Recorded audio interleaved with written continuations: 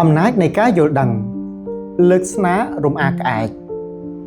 នៅក្នុងការរស់នៅនិងការតស៊ូក្នុងជីវិតការប្រើប្រាស់យុទ្ធសាស្ត្រដើម្បីបង្ក្រាបសត្រូវឬដោះស្រាយបញ្ហាប្រឈមដែលមិនចាំបាច់ប្រើកម្លាំងបាយគឺជាសិល្បៈដ៏ខ្ពង់ខ្ពស់បំផុតមួយនៃមនុស្សលោកការប្រើប្រាស់នៅប្រាជ្ញាគឺជាដំណោះស្រាយដ៏ប្រសើរបំផុតក្នុងការដោះស្រាយបញ្ហាប្រឈមនានាជាក់ស្ដែងសុភាសិតមួយដែលបានពោលថាលើកស្នារំអាក្អែកសំដៅលើការប្រើស្នាឬធ្នូគ្រាន់តែលើកគំរាមឬលើកបង្ហាញដើម្បីធ្វើឲ្យសត្វក្អែកភ័យខ្លាចហើយហើរចេញទៅដោយមិនចាំបាច់បាញ់បញ្ចេញគ្រាប់ពិតឡើយសកម្មភាពនេះជានិមិត្តរូបនៃការបង្ហាញអំណាចឬយុទ្ធសាស្ត្រដើម្បីរារាំងបញ្ហាដែលបំរុងនឹងកើតឡើងនៅចំពោះមុខដោយមិនប្រើប្រាស់ធនធាននិងកម្លាំងអ្វីឡើយបើនិយាយពីការបង្ក្រាបសត្រូវដោយការបំភ័យជួយរក្សាធនធាននិងមិនបង្កឲ្យមានការបង្ហូរឈាមឬការប៉ះទង្គិចផ្លូវចិត្តធ្ងន់ធ្ងរក្នុងយុទ្ធសាស្ត្រនេះវាស្របនឹងព្រះបន្ទូលរបស់ព្រះជាម្ចាស់ពីពងសាវតារក្សត្រចំពុក7ខ6បានមានបន្ទូលថាពីមនុស្សព្រះជាម្ចាស់បានធ្វើឲ្យកងពលសេរីនៅក្នុងទីតាំងទ័ពឬស្នូសន្ធឹករទេះចម្បាំងនិងទ័ពសេះព្រមទាំងកងទ័ពមួយយ៉ាងធំពួកគេនិយាយគ្នាថាពិតជាស្ដេចស្រុកអេស្រាអែលទៅពឹងទ័ពរបស់ស្ដេចជនជាតិហេតនិងទ័ពរបស់ស្ដេចស្រុកអេស៊ីបឲ្យមកច្បាំងនឹងយើងហើយ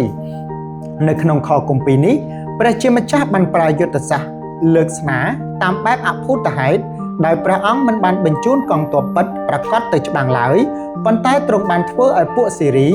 ឬសូរសន្ធឹកកងទ័ពដ៏មហិមានេះគឺជាការលើកស្នាដ៏អស្ចារ្យរបស់ព្រះដែលធ្វើឲ្យសត្រូវភ័យស្លន់ស្លោនិងរត់ចោលជំរំទាំងស្រុងវាបង្ហាញថាជ័យជំនះមិនមែនមកពីចំនួនទ័ពឡើយប៉ុន្តែមកពីអំណាចនៃព្រះចេស្តាដែលធ្វើឲ្យសត្រូវចុះចាញ់ដោយឯកឯងការប្រើប្រាស់យុទ្ធសាស្ត្រលើកស្នារំអាក្អែកក្នុងជីវិតប្រចាំថ្ងៃតម្រូវឲ្យមានការឆ្លៀសវៃត្រូវមានយុទ្ធសាស្ត្រដោះស្រាយបញ្ហាជាជាងការតតាំងដោយហិង្សាយើងគួរប្រើប្រាស់ចំណេះដឹងនិងគោលការណ៍ច្បាប់ឬសីលធម៌មកធ្វើជាបង្អែកដើម្បីរារាំងអ្នកដែលបំរុងនឹងមកបៀតបៀនយើងភាពស្មោះត្រង់និងយុទ្ធសាស្ត្របើទោះបីជាប្រើល្បិចឬយុទ្ធសាស្ត្របំភ័យ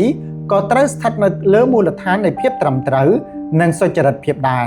ដើម្បីជៀសវាងការបោកប្រាស់ដែលនាំមកនូវផលអាក្រក់នៅពេលក្រោយនៅពេលដែលយើងហាក់ដូចជាទាល់ច្រក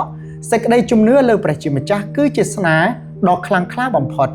ក្នុងស្ថានភាពដែលយើងមិនអាចតតាំងបាន